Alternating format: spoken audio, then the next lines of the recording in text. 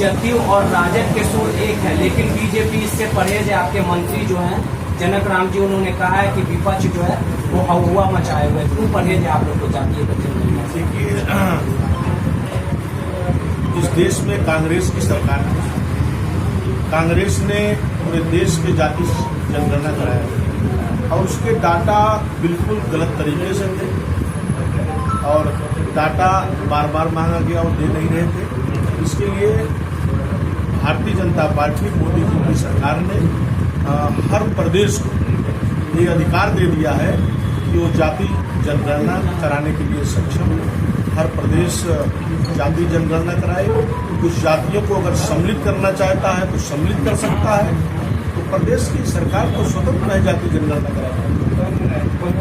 लेकिन जिस प्रकार से लगातार सुर एक नहीं हो रहे हैं, जिस प्रकार से लगातार ये दबाव किया जा रहा है, नीतीश कुमार राजद के साथ चले जाते, आधार मान के ये कहा जा रहा था कि अगर जातिगत जनगणना में अगर बीजेपी तैयार नहीं होती तो राजद और जदयू सरकार बना देगी। अगर भारतीय जनता पार्टी को नहीं कराना होता तो प्रदेश सरकार को हमने अधिकार क्यों दिया? हमने कानून को बनाया और प्रदेश सरकार को हमने अधिकार दिया है कि आप स्वतंत्र हैं जाति जनगणना कराने के लिए।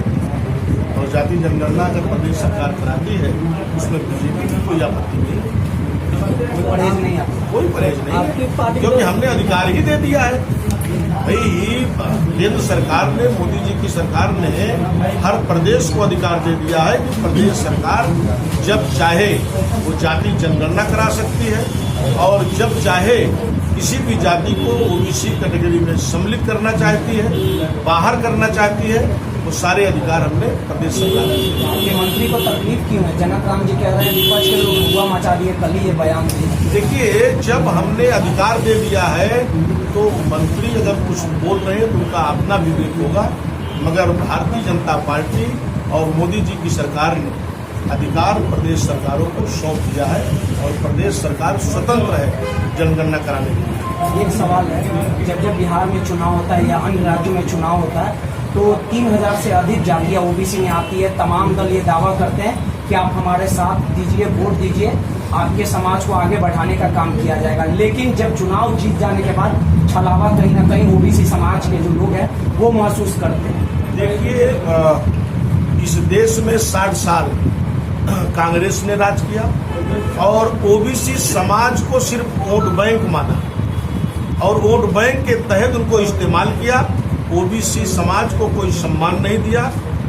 इस देश में 2014 में मोदी जी की सरकार बनी, भारतीय जनता पार्टी की सरकार बनी और हमने इतने दिनों से पेंडिंग था ओबीसी समाज को संवैधानिक दर्जा देने का काम भारतीय जनता पार्टी के प्रधानमंत्री माननीय नरेंद्र मोदी जी ने दिया है।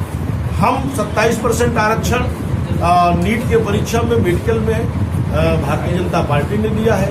27% का आरक्षण हमने केंद्रीय विद्यालय, सैनिक विद्यालय में हमने देने का काम किया है और पहली बार आजादी के बाद इस देश में 27 मंत्री केंद्र में ओबीसी समाज से बनाने का काम भारतीय जनता पार्टी ने किया है।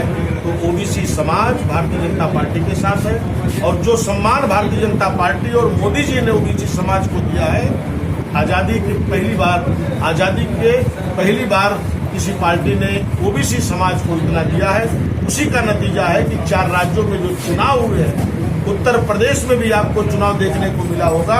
उत्तर प्रदेश भी जातियों में जकड़ा हुआ प्रदेश है, मगर पहली बार 37 सालों के बाद पहली बार किसी पार्टी का पूर्ण बहुमत की सरकार अगर बनी तो भारतीय जनता पार्टी की बनी। माननीय मोदी जी और योगी जी के नेतृत्व में उत्तर प्रदेश, उसका मतलब यही होता है कि ओबीसी समाज अगर भारतीय जनता पार्टी के साथ नहीं होता तो हम 273 सीट नहीं जीत पाते थे।